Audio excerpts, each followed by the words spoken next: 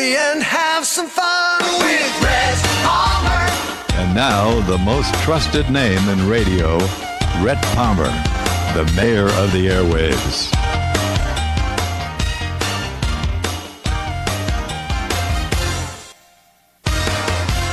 Good morning. How are you? This is Rhett Palmer, and I have Debrina Woods in the studio. Hi, Debrina. Good morning. Nice to be here. Nice to have you here. And she's related, actually, to some folks from the Titanic. The Titanic sank 111 years ago. It remains one of the greatest tragedies in history, with over 1,500 lives lost. The ill-fated ship struck an iceberg on April 14th, 1912. Within 2 hours, 45 minutes, it disappeared beneath its waves. Today, our guest is Debrina Woods, who is writing a book that she maintains is about Titanic's last mystery. And I've heard this story is referred to as America's Anastasia. Is this why your book is called Titanic's Last Mystery? Well, sort of. Since the anniversary of the Titanic disaster, it stands to reason that if any story was related to it, it's been told already. I remember on the 100th anniversary, if you rolled bandages in the dispensary, if you riveted the panels on the hull, they drug out your story. Except for the incredible story of my grandmother and the Helen Lorraine Allison and Helen Lorraine Kramer controversy. All right. If you'd allow me, I'd like to read you a brief article from the Chicago Tribune dated September 5th, 1940, that kind of summarizes And it. you did say it was brief, because usually on radio it doesn't work when people read too long. But go ahead. We'd like to hear you read this. Thank you. Montreal, Quebec, September 4th, Associated Press. A Montreal family was stirred today by the prospect that Lorraine Allison, long believed to have been drowned in the Titanic disaster of 1912, still is alive and residing in Berkeley, Michigan as Mrs. Lawrence Kramer. The family is that of Mrs. G.B. Allison, sister-in-law of Hudson C. Allison, a Montreal financier who was drowned with his wife when the Titanic went down 28 years ago. Also presumed to have been lost was Lorraine, the Allison's 3-year-old daughter. After the sinking, Allison's body was recovered, but those of his wife and child never were found. Today it is learned that Mrs. Kramer had written to the United States Department of Justice claiming to be Lorraine. In a bizarre twist, Mrs. Kramer stated that on the rescue ship Carpathia, she shared a room with none other than Thomas Andrews, the designer of the Titanic, who it was presumed had perished in the sinking as well. She further stated that George Barber Allison and William Percival Allison, both of whom stood to gain financially as Hudson Allison's brothers and the caretakers of Hudson's son, baby Trevor, as well as the director of the White Star Line, J. Bruce Ismay, who she maintains all conspired and persuaded Andrews to go into hiding, along with Lorraine, offering him periodic bribery payments as a mean to buy his silence. Mr. Ismay, it should be noted, was later severely criticized for encouraging serious structural problems on the ship as a means of cost efficiency, ordering Captain E.J. Smith to pick up speed in icy waters, and finally entering a lifeboat when so many others died. The events came to a head when the lawyer representing Mrs. Kramer died during the proceedings, and when asked about the earth-shattering evidence, such as original documentation, that the attorney was ready to produce, Mrs. Kramer said those papers had been just recently lost in a fire. To add to the cloak and dagger scenario, the young heir, Trevor Allison himself, died mysteriously from suspicious circumstances by ptomaine poisoning in 1929 at the age of 18 on the eve of his inheritance. So when Mrs. Kramer released her story 11 years later, it was the youngest brother of Hudson J. Allison, William Percival, and his own family who had since reaped the financial benefits of the inherited estate. After the suspicious death of the attorney Arthur Flynn and subsequent fire at the office, resulting in crucial lost documents, she reportedly moved to the west coast of the United States and was never heard from again. End of article.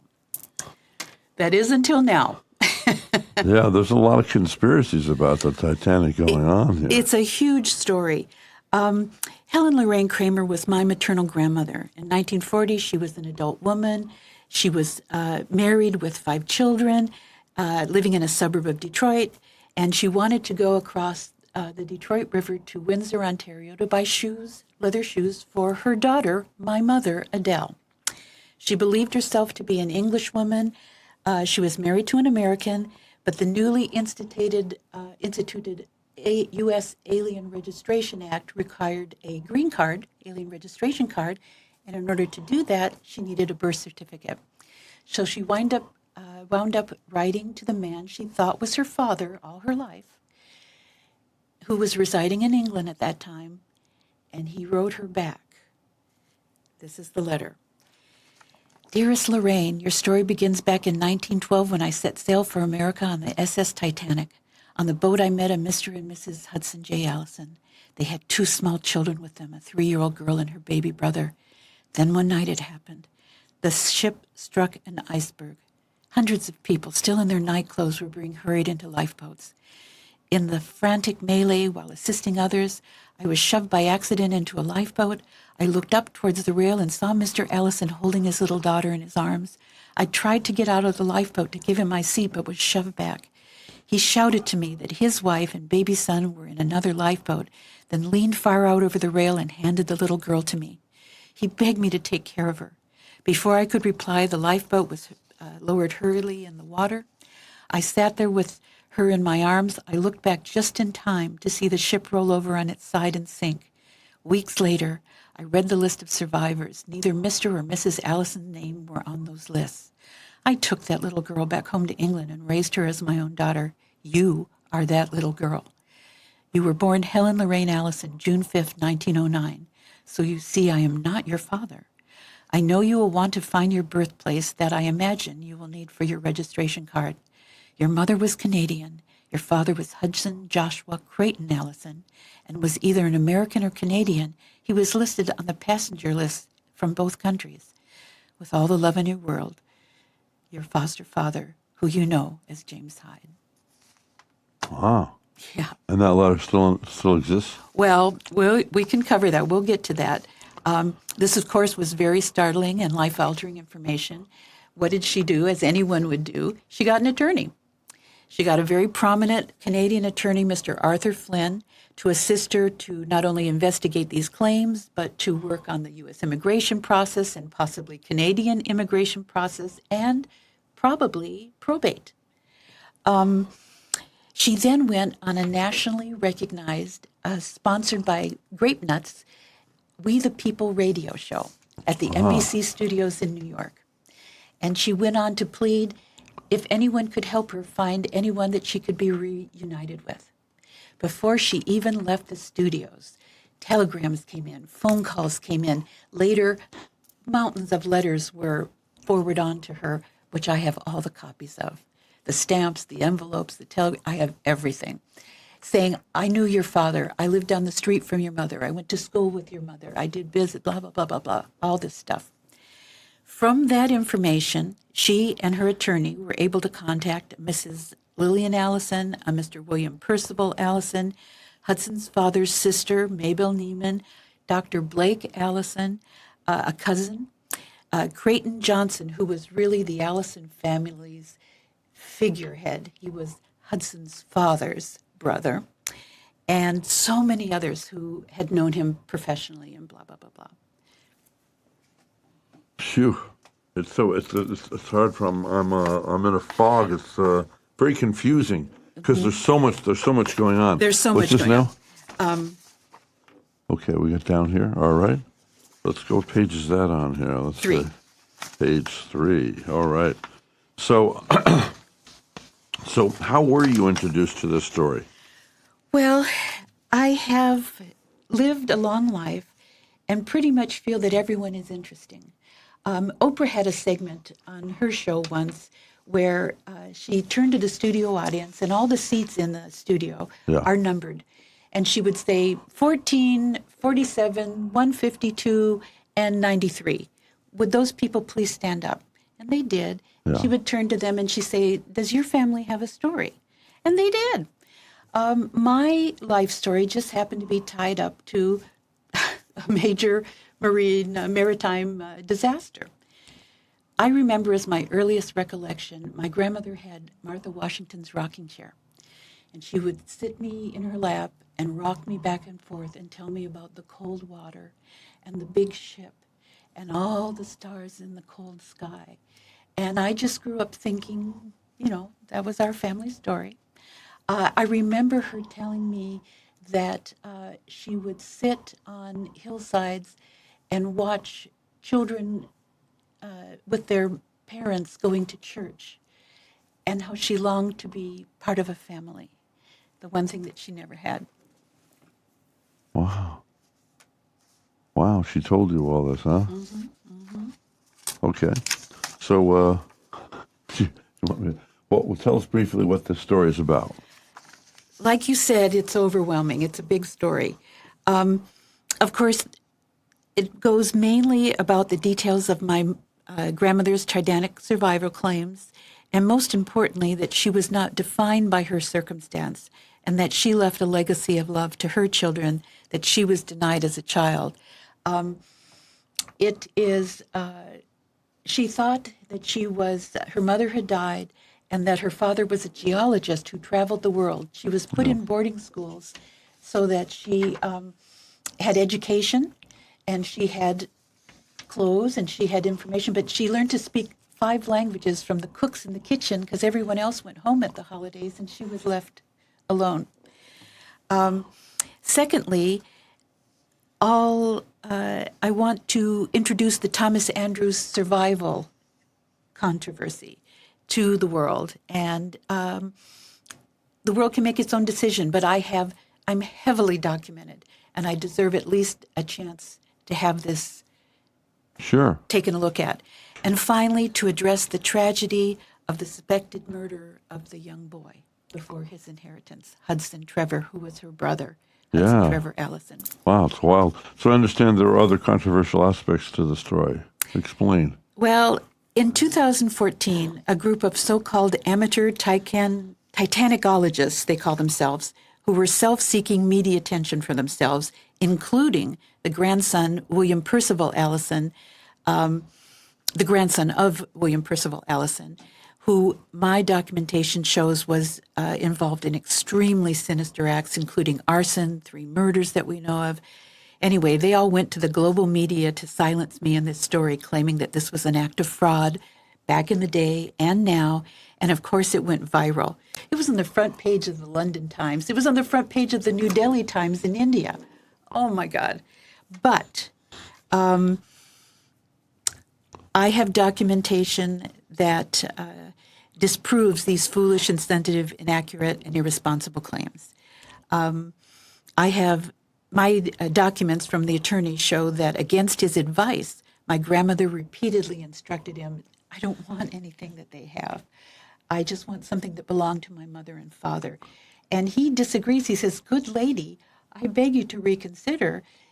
Essentially, everything they have is yours. But again, she instructs, I don't want anything. Why do you think that is? Well, first of all, she was a comfortable lady, and she really just wanted an identity of family. It's all she ever wanted was love. Yeah. And in any case... Isn't it a shame what money does to people? Absolutely. It robs them entirely. Mm-hmm. We were talking about somebody famous that you knew earlier on today, and how this person was had a wife that was just there for the money. Mm-hmm. Who made him her job?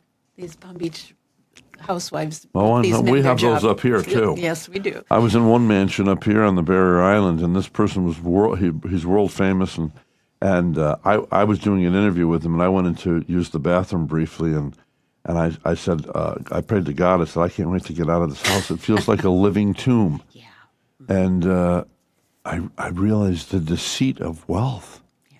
If you put your eye on it, people, they murder each other for this stuff. Yes. They become who they're not, and yet they have no idea that they're going to have to face a living God one day. Exactly right.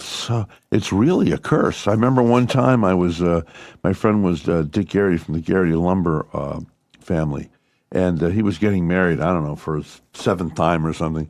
But we were up at these they had side-by-side mansions with a tennis court between the two of them up in Yarmouth, Maine. Oh, yes. Is it Yarmouth, I think? That's it. Uh-huh. And so I'm walking along the craggy beach, and of course, because you're staying at the mansions, you're privy to go to this clubhouse. You can order anything you want food-wise. Suddenly I'm walking down, filled, at this time I was still living in the ghetto of Troy, New York. I was very wealthy when I was younger, and then I went to non-wealth and back again, but so at that time I was living in the ghetto as a struggling young songwriter, and I'm walking down the path, and I'm filled with envy, and the Lord says to me, you see all those houses? This is going to keep a lot of these people from ever entering eternal rest with me, because it's terrifying. Yeah, yeah. You know, you know who the happiest people in the world are? Somewhere, some little teeny tiny house, probably in this town, with a mom and a dad and grandmas and grandpas and children and grandpas and a family identity. and spaghetti sauce. Spaghetti sauce. Yeah, Yes. spaghetti sauce. Yes, sir. Well, I wanted to one thing. You met this man though, and what was that saying he said about the gates of paradise? Oh, yes. One of my, he says, the food in Italy is what they give you at the gates of paradise when you lived a good life. It doesn't exist in America. That's right. Because you and I agreed about the love. Oh, yeah. You can taste love. Like my Aunt Kathy's lasagna always tastes the same. My mother's Italian sauce always tasted the same. Whether it's a mom, a grandmother, or a great chef. Now, you were a professional chef. Yep, 30 years, private chef. 30 years, a private chef. And do you want to mention some of the people you worked for? I worked for Sean Connery for 8 years. Sean, every good woman needs a slap across the face there. Oh, God, I know all about that. Well, he had a hard time living that one down. He really I don't did. think he meant literally. No, he didn't. I was actually privy to a lot of that fallout. He was as far from that as possible. Oh, poor guy. We'll save that for another story. Yeah. I worked for Greg Norman. I worked for Rush Limbaugh. I worked for Baron Hilton. Those are just the people I can tell you about. Oh, yes, because others you signed non-disclosures? That's right. But back to this spaghetti sauce, when he said that it doesn't exist in America, he ended it by saying, but I make a deal with you. Yeah. If you promise to make everything con amore, with love. Say it again, con amore. Con, C-O-N, amore. Amore, con With amore. love. It'll be all right. Italian, you know. He says, so it's not so great if Con you promise to amore. make it con I amore. love Italian. Oh, yeah. I think my favorite language is French, but I prefer the Italians, and the Italian well, definitely is a second romantic language. Yeah, You know, the little, whatever it is, parlez-vous français, je t'aime beaucoup, you know, it's got that thing. It's elegant and it's refined, but Italian Italian has the substance. exactly. I remember Grazie. seeing Pronto. Pronto, grazie. I remember seeing an interview in New York City with Marcello Mastroianni. Yeah. And he said, I'm from Naples. And he says, in Rome, they would say, Debrina is, 70 and she's looking, a little worn, blah, blah, blah, blah. But in Napoli, they would go, Debrina, she's looking very, very well. He says, if I could have any life to live, I would live a Neapolitan life. Yeah. Because it's kinder and gentler. So, Yeah, and it has some depth to it. yeah. The only thing about the Italians are they're very, very loyal. Oh, of course. Rightfully, yeah. But if you do anything against them, Yeah, vendetta, yeah. So, so they will trust you with their soul until they can't trust you with their soul. And then they trust you with nothing. exactly. It's amazing. They never forget. No. So what's happening with the story now? I mean, have you found a publisher that's willing to publish this yet? I'm 5 months away from finishing. I'm hoping I'm on the end trail now. Recently, there was. But why not get an advance? I'm attempting to do that now. It's a process. It's like writing a thesis. You have to do a Curie thing. It's a whole thing, and I'm on it. A, B, C, D, E. I am on the trail. Recently, there was a CNN 2-part special last Sunday on Titanic, and curiously, CNN's Anderson Cooper, his great-grandfather had booked 2 first-class cabins on the Titanic. The Titanic was the biggest thing of its day and sold out years and years in advance. But his sister-in-law had a weird feeling, and she told him, she says, maiden voyages are never really that good. They're always problematic. They have to work out the kinks. The kinks. And she says, I don't think you should make this trip. And so he acquiesced, and he gave up these 2 cabins, which my great-grandfather, Hudson J. Allison, acquired for his Oh, wife my and his word, children, really? and of course they perished. And, Wow. Where do you want to go to next here? right there. Okay, where are we? Where she came very well prepared, and I'm flinging around here. Which one are we looking at? This I can't find that. What page number You is can that? have it. You can have it right Oh, there. okay. So will you tell us a bit more about your great-grandparents, Hudson Allison, and his wife Bess, who perished the night of the disaster, and how they happened to be on the Titanic? Yeah. Perfect. Hudson J. Allison was a young Canadian golden boy. Yeah. From all accounts, I've heard him repeatedly described as a decent man. He associated himself, he was the oldest of three brothers. He associated himself with a very successful Canadian financier, is what they called them, kind of the Canadian Rockefeller, Mr. J.J. McConnell.